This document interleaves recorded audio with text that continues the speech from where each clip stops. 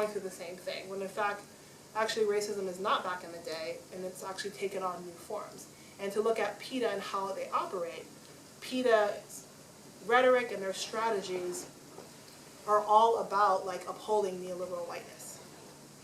So a lot of my work kind of, takes Black feminism, looks at non-human animal treatment, but it also looks at how places like PETA engage with post-raciality and post-feminism, how they use a lot of largely white, able-bodied, thin models as the reason that people should go vegan.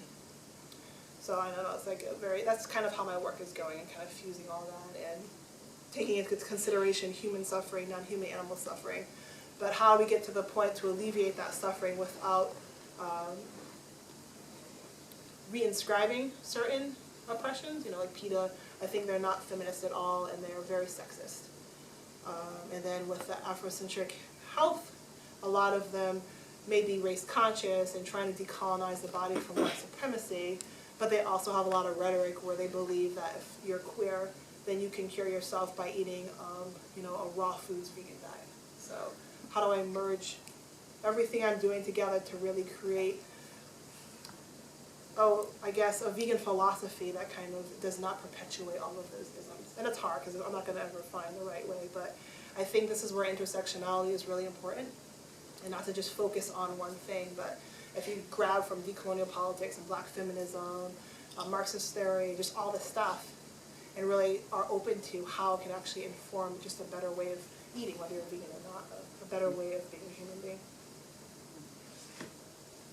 Yes? Hi, thank you for coming today. So in grad school, one thing that I experienced a lot was having white denial and white resistance limit the depth of a conversation that really needed to be had, and a conversation that some of us really wanted to have. And I'll just give you one specific example. We were looking at an article by Laura Pulido, and she's a geographer here in LA. And anyway, it was an article about white public space and white privilege, in the built environment in Los Angeles. We never ever got to discuss that article or any of the article's contents, because for like a week, it was like the first time our class as a whole was discussing white privilege. And it was like we basically had to deal with white people's discomfort for like a week, and it just sent everything into this big uproar, and like one student threatened to leave the program. So I guess I'm just wondering, I know you're not going to have like the answer, but I'm just wondering, like, how is the collective and yet how as you as an individual do you deal with this? That with this problem of not ever getting to a conversation that you want to have, because you end up having to deal with people's discomfort over the topic. Yeah. I don't really have an answer for every situation that's like that, Sure, but I know I've been... Okay, so when I was younger, I never understood why certain communities want to separate themselves, separatism. And I've begun to understand that more now. So there just came a point in my life where I just could not be in those spaces anymore because it was just making me sick. And it felt like 10, 20, 25 years later, why are we still at what I would consider the nursery school grade level with predominantly white folk denying this, saying they don't understand it, when the collectivity of people are of color at the grad school level of understanding. It's like, why? It's too much. So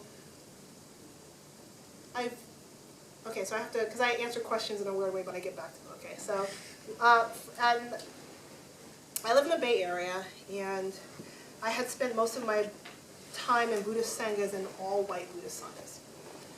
And I didn't realize how much it was hurting me not bringing up race, or if we tried to bring up race or whiteness in terms of being mindful and not leaving any suffering, we just kind of we never got anywhere. I never got anywhere. I shouldn't really say we, because there weren't really many people of color. And then last summer, I went to a one-day retreat that was specifically for women of African descent who are interested in Buddhist healing. And I don't know how to explain it, except it was just like, wow, I started understanding why these events are so crucial, where a lot of white people might actually feel like it's exclusive, it's racist, and I really needed that event to not just start from the beginning again and never get anywhere and constantly repeat myself that racism is a problem. We were all on the same page to begin with. And that 8 hours was just so healing for me. So I've really shifted a lot, and really, for me, I know it's a privilege. I can choose more of these spaces. So I did that. I shifted from being part of the San Francisco Zen Center, which, you know, it did help me, but it's largely white, middle, upper class, post-racial people. And I shifted to Oakland and the East Bay Meditation Center, where you better not go in there practicing Buddhism and being a post-racial person. It just doesn't happen.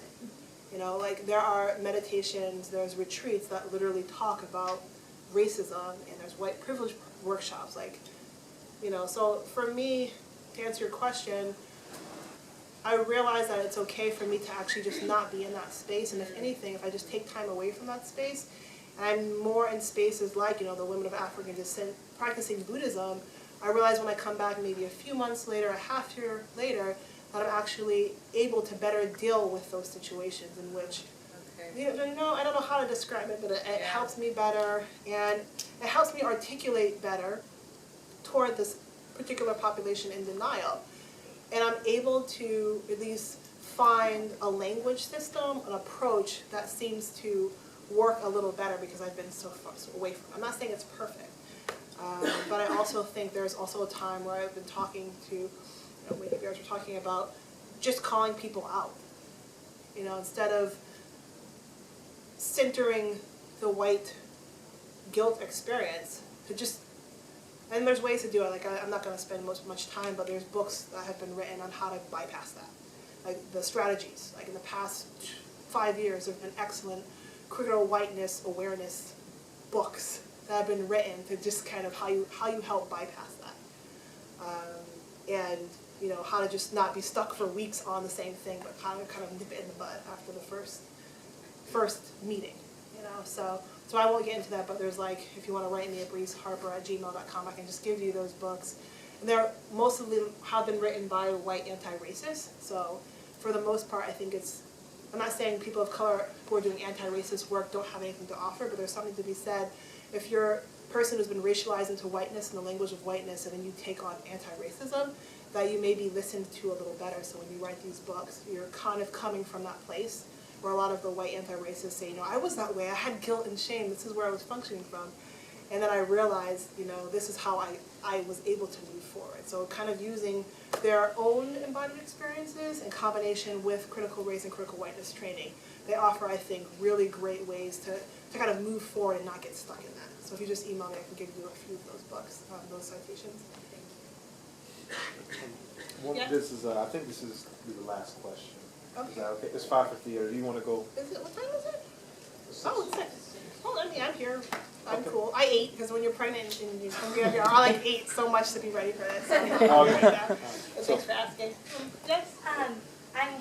I'm wondering about your personal ideas about how to disseminate a message in a way that doesn't get redundant or sound the same so much that people start dismissing it as just overt blinded anger. Because I find myself being publicly critical of the administration and a lot of its departments, and I write for our paper, so it's like very out there, my personal opinions, in ways that I worry, particularly when it comes to diversity within certain humanities majors, as my personal point of criticism, how to keep saying what you know needs to be said without having it be said in a way that people keep shutting it down. Because I had a professor who no longer works here, but a white male, and I think that's important in this case.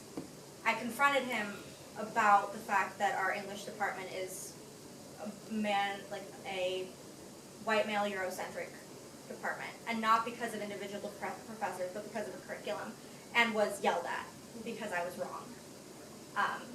And had done extensive research into our department compared to other departments with less diversity on campus, and found that ours was one of the least diverse departments in terms of who was working there and what courses were being offered. And that was how I was received.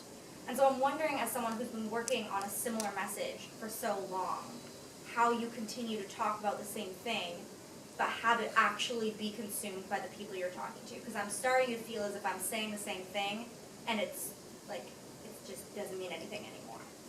Yeah.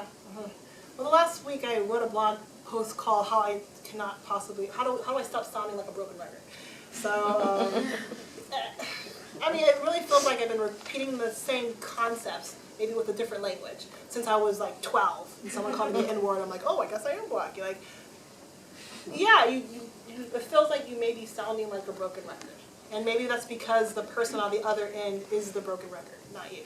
So I'm just like, I'm not making sense, but like it's not like.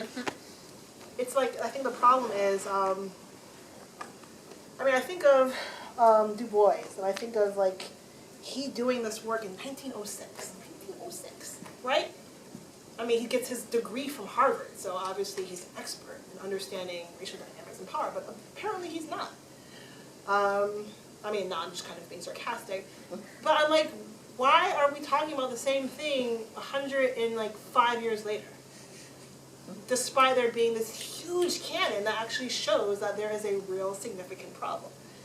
Like, that just blows my mind, you know, so I'm thinking, gosh, am I repeating the same thing that Du Bois is saying, or Franz Fanon, or James Baldwin, you know, like, are we a broken record? And I think, number one, you have to be gentle with yourself, because it's like, it's hard, you know, like, there's these weird dynamics of power.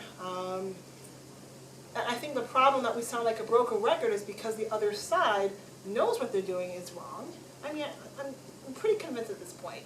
There's been enough education. I mean, just go online. Like when someone says they don't understand something, if you don't understand how to like get a stain out of a carpet, you go on Google. So if you don't understand what I mean by systemic whiteness, you know, creating this Eurocentric canon in your English department, then go Google it. You know, so I think the problem is that you feel like you're sounding like a broken record because they're not trying to do the work on their end. So, you know, I've learned that I can't, at least for me, I think I have to stop repeating myself because obviously all the citations, all of the bodies of literature I show pointing, it's not working. And I'm just wondering to what degree am I driving myself crazy, and to what degree, you know, I have to balance, like you're talking about being perceived as angry too, right? So of course you're always perceived as angry if you're not upholding the status quo, right? If you're not being a mammy, so you don't have to, like, it's not just black mammies, a lot of women, regardless of their ethnicity, they are expected to uphold like patriarchy and, you know, a male view of the world. So, you know, I don't really think that I don't really have a concrete answer, but if I begin to understand that I'm not the only one who's sounding like a broken record, that maybe there's something there in that right now. Like you're telling me that I've got so many friends. I have a friend who's almost 80. She's a black woman. She got into jewelry when she was 14, but for various reasons didn't stay. And like she's a broken record. She feels like she just had to leave her United Unitarian Church fellowship because she was trying to talk to them about whiteness. And she's like 5 degrees, you know, like 2 doctorates, and she's like, I've been a professor in this. And she says she sounds like a broken record because what she tried to say in the 50s is the same thing that she did in the 60s, the 70s, and 80s, and now, you know? And it's interesting because she's kind of one of my mentors, and she talks about, unfortunately, she's like, you know, she has congestive heart failure, she has all of these physical ailments, and it's really related to her heart, and, you know, she's kind of making those connections, just having a broken heart, you know, as this black woman who's been trying for almost, you know, for her 80th year, like, doing this work, and then how it's impacted her health, you know, and she feels like she knows she sounds like a broken record, but she also feels like if I don't say anything, then I'm going to help perpetuate the suffering. So I don't know if I'm answering your question, but like I often feel like a broken record, but I also feel like I just can't not say anything. And I don't know, maybe the 700th time I say it, it'll sink into your brain, or maybe it won't. But yeah, as you can see, I get annoyed too. But it's hard. But yeah, like, and people are gonna say that you're angry, of course, because that's what you do, right?